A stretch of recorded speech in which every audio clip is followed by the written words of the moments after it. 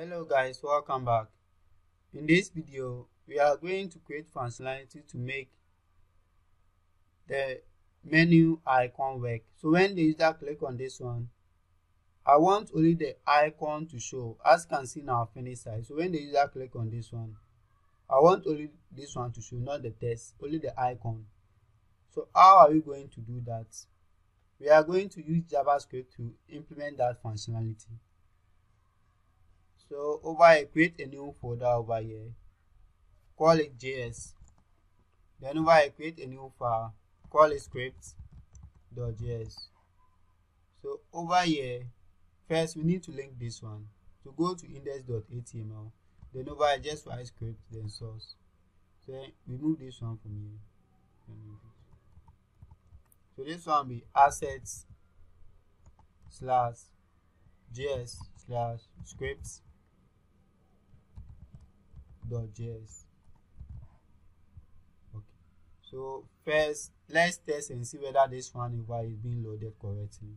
So go to script.js and just type console.log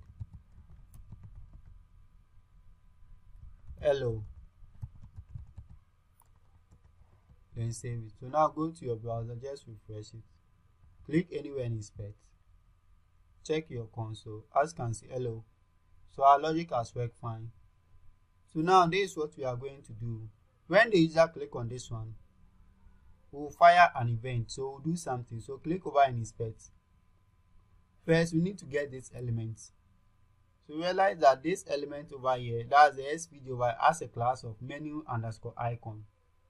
So over here in our script.js, we'll create a variable called menu icon,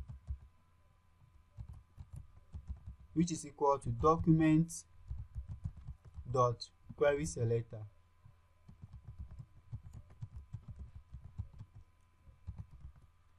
.menu_icon, then semicolon. So just do console.log menu icon, then semicolon.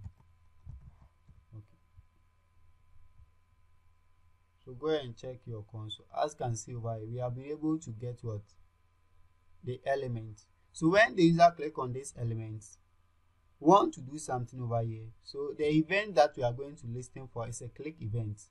So when the user click on this one, so over here will be menu icon.add event listener. So this one over will be a click, then the function. Okay. So inside here, first let's alert something. Button was pressed. So just refresh it, click on it. So as you can see over here, so when the user click on it, what are we supposed to do? We'll attach a class to the sidebar. So click over and inspect. So we'll attach a class to this one.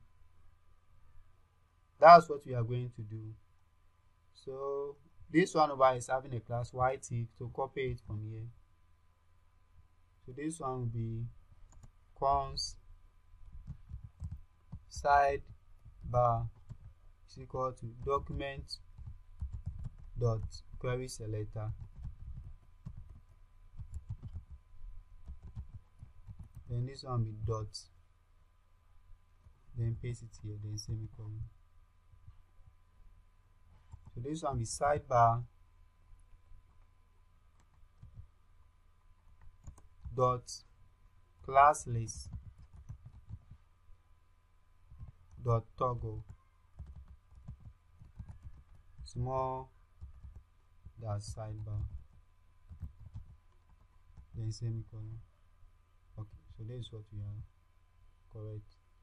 So refresh it and let me show you. So when the user click this one for the first time, the class will be added, small dash sidebar. When the user click on it again, it will be removed. So when the user click on this one and it has this class, small dash sidebar, what we are going to do is that we are going to decrease the rate.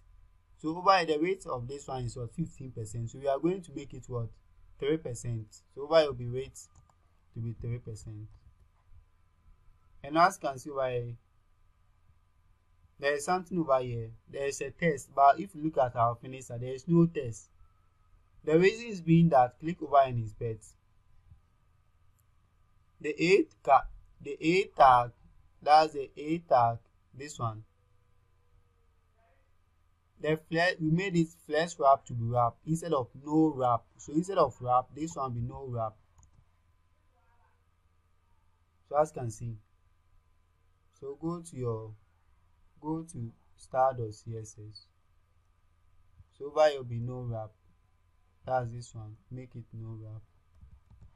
And also over here will be dot small that sidebar to be rate. The rate will be 3%. Okay. So now refresh it. As you can see over here, everything is working fine.